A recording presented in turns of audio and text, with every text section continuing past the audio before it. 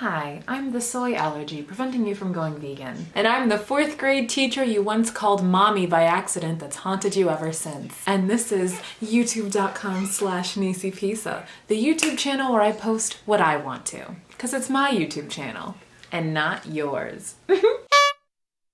I thought today we would do a good old-fashioned get ready with me. I'm not actually getting ready to do anything other than microwave myself from dinner and think about how much I don't want to do my accounting homework tomorrow, but why not do all of that with some shadow on? Are those of you who are single well recovering from Valentine's Day yesterday? Dude, let's talk about that for a second. Valentine's Day is one of those holidays that your relationship with it just radically changes as you age. I feel like when you're a kid, like when I was a child, Valentine's Day was awesome because I got to eat candy and I was a chubby little meatball child and I loved anytime I got to eat candy. And it meant that my crushes were like required by school law to address me in some way in the form of giving me some sort of like peanuts or Power Rangers or like what have you Valentine. Well, you know, my 1st grade crush Alan might not address me in any other way, shape, or form, but one day a year he has to prove that he knows who I am. And that honestly was enough for me. That is how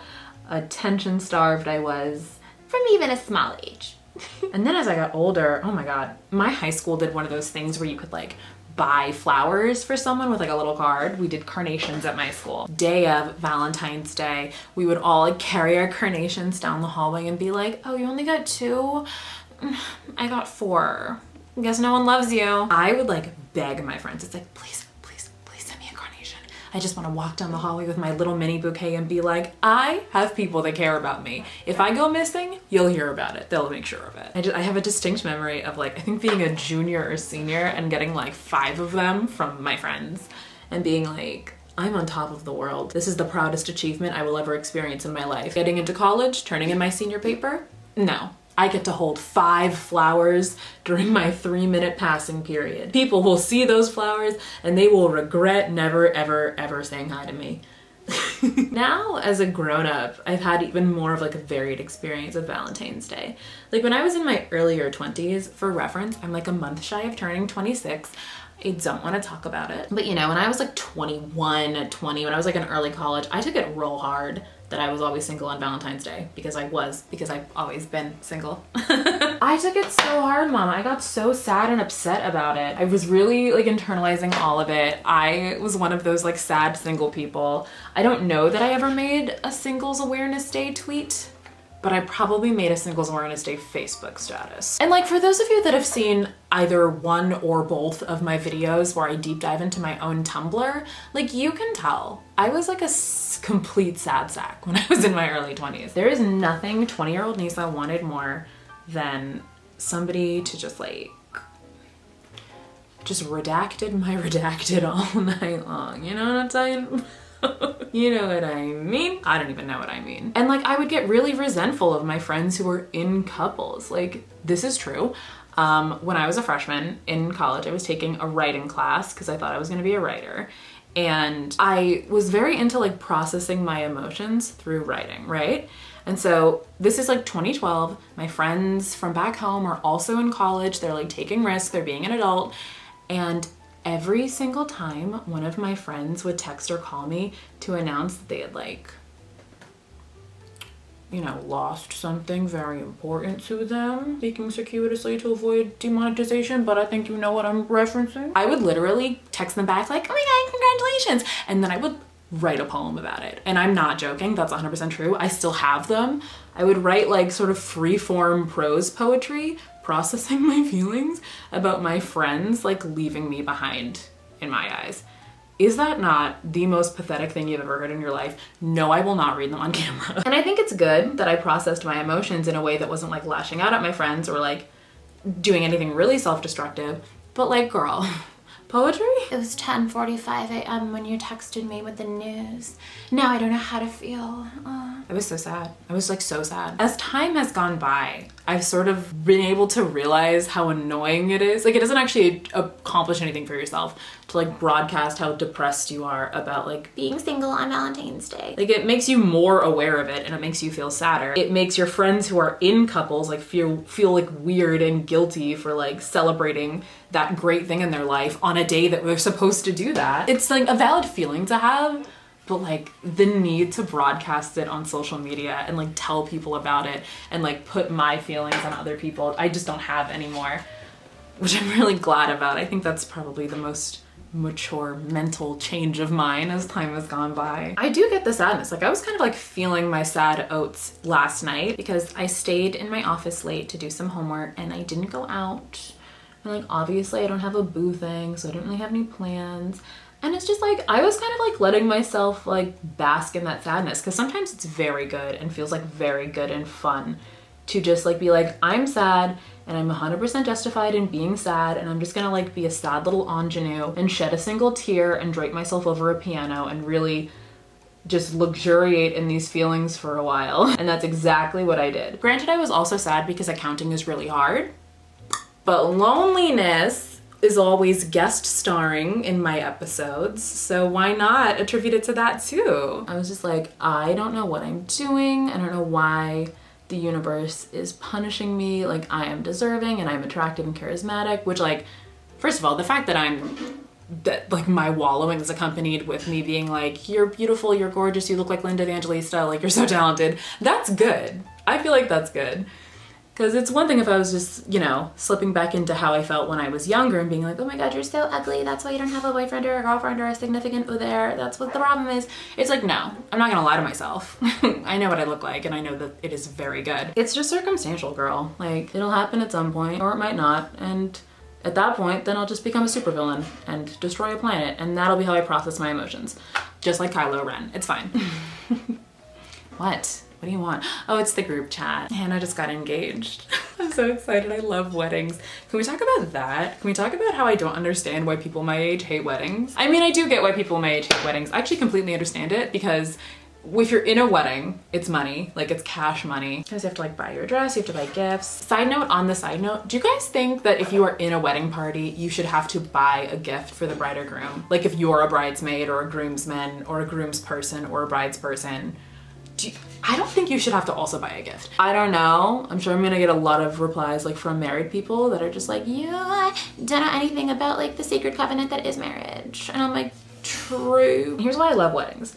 Number one, they give me an excuse to go out in public completely dressed up to the nines, like white tie, which is always gonna set my soul on fire. I love getting all dressed up. It's my favorite thing on earth. I love it. I love just like putting on something like nice and fun and fancy and getting compliments about it. And I love wearing flowy dresses. I love wearing heels. I love gallivanting around town in my Sunday best. When I was a kid, I thought that saying was Sunday vest. And I was like, I've never worn a vest on a Sunday. Why is this such a colloquialism? You know how you use the word colloquialism casually when you're a child? So that's one thing I like about weddings.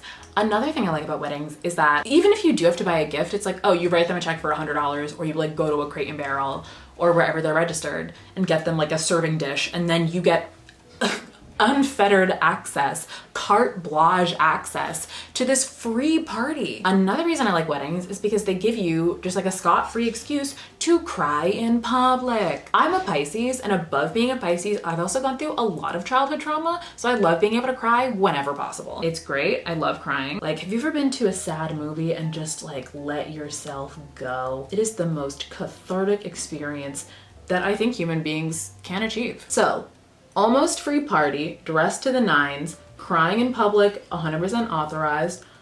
What else do you love about weddings? Oh, I don't know, maybe a little thing called group dances. You think I'm not gonna get up immediately when the Macarena starts, mate? Here's a question. For your wedding, if you're not married, would you do pre-selected meals or a buffet? I'm gonna do a buffet. My brother did a buffet, and like that was everything. Granted, my brother makes a ton of money and got married in Aruba,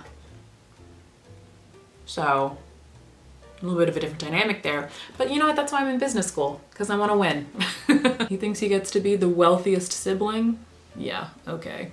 We'll see about that. And like you get to celebrate a wonderful moment in the lives of people that you really care about. I'm really excited. Like anytime one of my friends now breaks up with whoever they're dating, I'm like, oh man, I thought you guys were gonna get married. And they're like, you know, we're really perfect for each other. And I'm like, I mean, whatever. That's one less wedding I get to go to. Why aren't you seeing this from my perspective? Oh, you know what else is fun aside from weddings? Wedding showers. Not like bachelorette parties where it's like, let's like go be annoying at a bar in Nashville. I mean like bridal showers where like you bring the gift, the food is amazing, and everyone's in like little like floral skirts. Might be basing this off of all of the suburban wedding showers I've been to, which is most of them. Like suburban Massachusetts wedding showers are like, here we are in a rustic bar that used to be a firehouse and is now exclusively used for bottomless brunches and wedding showers. We're all wearing floral dresses from Anthropologie, and here is the identical Le Creuset pot set that we all got you. Have fun marrying Brian Mallory. They're all named Brian and Mallory. What other features are there in a suburban Massachusetts wedding shower? Mallory is either a preschool teacher's assistant, a nurse, or she's in an MLM. Okay, we're getting too niche now. This is the Urban Decay Wired palette. I got this in PR yesterday, and it's a pressed pigment palette, so I'm like kind of out of my depth here. I'm not really passing a judgment on it until I use it a little bit more. Like cycling back to Valentine's Day, it's like tough to be without a significant other on Valentine's Day, but it's not that tough. Not like the other things I go through, like not having a dad on Father's Day and not being able to have a child on Mother's Day. Have I talked about that? I feel like I've talked about it. I can't have kids. We know. And if we don't know, now we know. I'm also only 25 going on 26, so it's not like I'm about to have children anyway, but like, you know, it's like a thing that I think about. It does make me a little sad. But I understand why I can't have children, because look at me. I am so beautiful that God knew that if I was able to pass these genes onto someone else, it would make me too powerful. So he was like, no uterus for you. And I was like, okay. Okay, I'll take all my other gifts, like my stunning beauty, my amazing skin, and my charismatic personality, and my humbleness. I don't need to be able to carry biological children. Thank you so much, God. Yeah. Yeah. Just putting a little white on here for whatever reason. Like, it would be nice to have a significant other. It's not gonna like solve all of my problems. That's kind of the misconception of it. Everybody thinks that like the one thing they're hoping for, like having a significant other or weight loss, is going to just solve all of your problems. Girl, no. I've been wanting to lose weight for years. I've lost somewhere in the ballpark of like 6 to 10 pounds recently. I still cannot talk to people when I'm in class at business school. Like, it did not diminish this anxiety at all, sweetheart. I still have many, many problems. I think I brought up this point in an older video, but I used to have such a misconception of like romantic relationships because I've never been in one, where if I would like read online that someone who had a significant other was like still depressed or upset or insecure, I'm like, how are you insecure? You won. You have someone who like loves you. How are you physically able to still feel insecure? Like, huh? Because that's how human emotions work. Like, what? Like, I talked about this on Twitter a couple months ago, but I really don't like the sentiment of like, you can't love someone else in a relationship until you love yourself. Self-love is so much more complex. I wouldn't say than romantic love with another person is, because I can't say that because I've not really experienced that, but just more complex than people give it credit for, I would definitely say. How do you know when you've come to love yourself? I feel like that's not a measurable point in time because your relationship with yourself is dependent on so many other factors of your life. Why not try to love yourself while also trying to love someone else? Also, loving someone else and having someone who loves you can absolutely help you love yourself. So holding off on even trying to encounter that until you wholly love yourself, like, doesn't make logical sense to me. I wrote about this in my diary. I have a diary. I have a locked Word document on my computer. It is called Emotion Side B, after the Carly Rae Jepsen album. And it's literally, like, that's why I've been tweeting less recently, because if I have like a thought that might, you know, result in some sort of discourse, I tend to put it in Emotion Side B as opposed to actually tweeting it out. But like, that's where I put all of my like really like deep emotions about things, you know. But I wrote in Emotion Side B about how self-love is a really commonly used phrase, but a lot of times when people think they're practicing self-love, they are practicing self-tolerance, but not self-love. You can not like condemn yourself for making some sort of mistake or doing something that you in some way view as wrong. You know, not condemning yourself isn't necessarily loving yourself. It's tolerating yourself. It's being forgiving of yourself, but that doesn't mean you love yourself. I don't know. I don't quite know exactly how I feel about it because it's like such a complex topic. I just don't think it's productive or necessary to view love as sort of like achievement based like that. It's like, first I'm gonna love myself, then I'm gonna love somebody else. Then I'm gonna love Jesus. You know, you can do different parts of those things at any given time. Girl, that's bad. We could just like pretend that looks fine, which I think is probably what I'm gonna do. And I'm gonna put on liner. I think I'm gonna put on one eye of liner and then the other eye I'm gonna do on camera. So I'll be right back with one eye of liner on. I always get ahead of myself. Oh, I put like a little bit of silver on there because I like can't help myself. I'm using the Glossier Pro Tip liner and I guess I wasn't recording, so you missed me drawing this first line. So I'll do it again. Oh, so we're just gonna dry up in my hands. Love that. We're gonna use the UZ liner, the eye opening liner.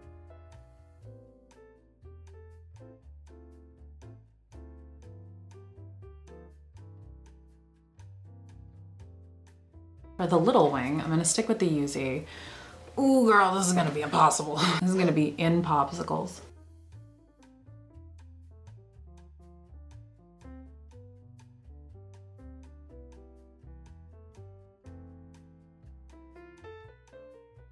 Before I put on that silver, which I'm not even sure I really like, I'm gonna put on an inner corner highlight, which is Glass Bowl from Colourpop. It's just like a very nice iridescent blue. It's super easy. The silver I'm using is on a Whimsy from Colourpop. And I kind of just like fluttered it out. I don't actually like how it looks all that much, but I need to be consistent. So I'm putting it on the other eye. Anyway. Oh, I'm ruining it on purpose. I love self-sabotage. Because I want to keep using the wired, I'm going to use one of the non-eye safe shades as blush. So, or maybe two of them. I think I'm gonna mix this pink right here with this orange and see what we get.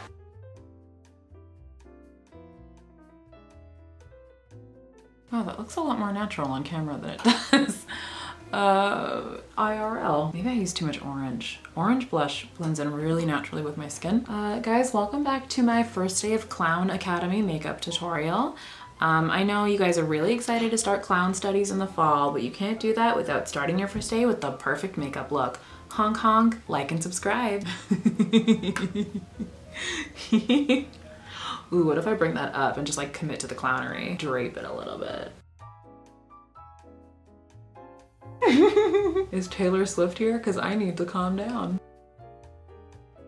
It's like a heavy flush, you know? Cute. Now I kind of have to put on lashes because like this is such a production. Oh girl, I'm doing that entirely off camera. Like if you need a tutorial on how to do lashes, look up one from 2015 because I'm not gonna help you. And I'm not saying not as in I refuse to help you. I mean like you could watch me put on lashes. It will objectively not help you. We'll be back. But it's like if you want to close that. I'm Mr. White Christmas. I'm Mr. Green Christmas. Okay, speaking of love, I'm actually kind of falling for this look right now. I kind of went into this completely winging it, and I actually really like the sort of like cold winter fairy look I'm giving. I'm very into it. So while I was off camera, I did put on lashes, and then I also, if you can see, that little bit of like purple periwinkle in the middle of my lower lash line. What I did was I went into the Wired palette and I mixed together this like sort of pastel blue with this purple shock, and I kind of love how well those two mixed together. I'm thinking just a clear gloss. I'm gonna use my Instant Crush gloss from Half Caked Makeup. This is in the shade Clear Cut. I really like this because it smells like strawberries, and also Instant Crush is one of my favorite Daft Punk songs. For highlighter, I'm gonna stick with the icy thing we've got going on. I'm gonna go into my Kaleidos Skywalker highlighter, which has a blue shift to it. Let's see if we can angle it so you can see. Can you see the blue? Can you see it? Can you see it? Can you see it? I'm using my Wet n Wild P75, which is the only highlighting brush I ever give the time of day to. Why do I stick my tongue into my cheek when I put on highlighter? It's not like hitting my cheekbone. It's kind of giving you lavender because of how much like red blush I have on. Oh, I'm into that. I look like you left me out in the snow for like a super long time, which makes sense and is pretty apt because it has been cold boots the house down realness for your nerves, mama, in Boston the past couple of days. I'm really not here for it at all. That's kind of cute. This is a super random thing. This is something a friend of mine and I were talking about the other night. We were at the bar and we were talking about getting attention from people online and how specific a compliment you get is determines how creepy you should consider the compliment. Like if someone gives you a super general compliment, just like, oh girl, you're gorgeous, you're stunning, you're beautiful, you look like Linda Evangelista, like you're gorgeous, you're hot. That's, you know, like, okay. Then you get a little bit more specific and it's still kind of okay. Like, oh, your hair is so pretty, your eyes are so sparkling, your body is so proportionate, your mind is ever expanding. Then you get like real specific compliments, like the slight upward curve of your left eyebrow has sent me into a sensual frenzy that I've been unable to break out of for the past 36 hours. And I'm just like, what the fuck? And that's when I get real acquainted with my good sis Miss Block Button. No, you can leave all of that out of my DMs, thank you so much, but no thank you. If they're talking about how the sixth pore to the left of your nose is the sexiest one, that's at the point where you need to limit that person's access to you. This is like very like come in from a snowstorm, your cheeks are all like wind whipped and cold and you feel like you're frozen. I guess it's pretty good since, you know, I'm so alone that my heart is frozen just like my face is. That's a thumbnail. You know what? I don't know what I'm doing here. I don't know why I'm acting like I'm done, because guess what I haven't done? Highlighter on my clavicle. Exactly. You guys are so in tune. Dude, do you ever listen? I don't know if I want to open this can of worms. I probably shouldn't say this. Do you guys ever... Do you guys ever listen to... I probably shouldn't say this. Do you guys ever listen to those like boyfriend roleplay ASMRs? Because they're a trip and a half, aren't they? I don't think I should elaborate further. But let's just say mama has a new hobby. I listen to these things and I'm like, imagine just like doing this with your time. I bet I could do a girlfriend roleplay ASMR video. I really think I could. Or I'm just like, oh my god, baby, your jokes are so funny. And dudes listening to it just like, oh my god, she's an artist. Yeah, baby, you could totally be on SNL. Oh, I think I have a new career path. I want to thank Urban Decay for thinking of me to send this Wired palette. I was so surprised that I got an email from someone connected with Urban Decay that I actually looked up the woman who sent it to me on LinkedIn, and she's real and does work there. So like, you know what I'm gonna do? I think I'm gonna fake my own death, and then I'm going to make a true crime documentary about my own death. I think it's a good idea. Listen, I'm Armenian, okay? And I live in Massachusetts. There are billions of other Armenians here, and a lot of them own funeral homes. I have connections. All I have to do is like shake the grape leaf tree and some participatory funeral homes will fall out. And I'll be able to fake my own death very effectively. Last podcast on the left, case files, this is why we drink, my favorite murder. Like, you'll hear about me. You'll know. And I'll know because I'm gonna get paid. I don't know what I'm talking about anymore. Thank you so much for watching my video, but before you leave, I'm going to need you to do a quick favor for me. If you could go ahead and have an amazing day for me, that would be cool. Brr. You know? And if you would like to interact with me betwixt uploads, you can follow me on Instagram, Twitter, and TikTok at Nisi Pizza. I also have a second channel called Extra Nisi Pizza that I will link in the description, where I post music and covers. Thanks again for watching, guys, and don't forget to use code Nisi Pizza for 10% off at checkout at your local egg store. When I wear my hair back, I look like an egg. Crack me open and make breakfast out of me, daddy. Bye. I look so pretty, what the fuck? If you don't have Vacation Bible School by Aisha Erotica stuck in your head 24/7, then you just don't know what good music is, and that's just tea.